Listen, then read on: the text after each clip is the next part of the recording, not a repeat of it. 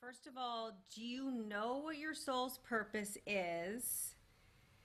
How does it relate to your passions and strengths? And have you always known it, or it's something you've evolved over time? I mean, you start with the most profound question first. Oh my God. Okay, so um, I actually think that, I mean, just for me personally, that there's many layers to one's purpose. I don't think I have one purpose in this life, and that purpose may change from one of my life cycles to the next. I think that when I was raising my kids, the number one purpose that I felt in my life, that I'm raising two human beings, that I want them to be um, good citizens of the world, compassionate, honest, with integrity. I wanted to nurture their curiosity. I think that's not my purpose now. They're grown, and I've always had another layer of purpose, which is what am I here to do? And I do think that it's taken me a while until I felt that I'm on mission. And it's taken me, I think I really felt most myself when I turned 38 or 39.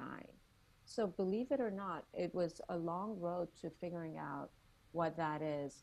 And some of it is related to my passions, of Sure. course, because So when you do have a passion for something, I think it allows you to expend more energy, more resources towards it. You'll have more resiliency when challenges come up.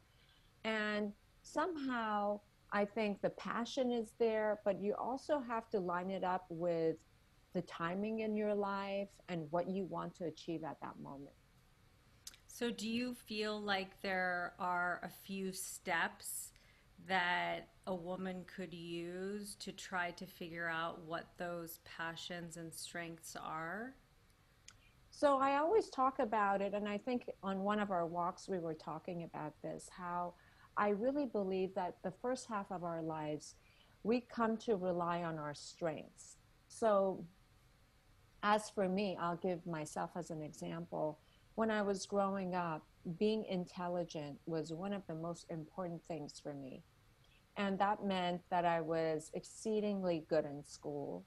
I was always, getting the top grades and scores. I wanted to go to graduate school. I wanted to spend so much of my energy on being intelligent. And then there came a place, even after I was teaching at the university, that suddenly that fell by the wayside. I think sometimes when you are overly dependent on one trait in itself, you kind of lose interest. And for me, it was back to basics. What makes me excited? What were the things in my own childhood that I wanted to approach that I never did? And believe it or not, in my 30s, I went back to studying art, which I never did. I started dancing, which led to my flamenco. Amazing. I started writing. I mean, that was something that I had never done. And I never thought I was a good writer. So I was actually reaching out to things that I had not done.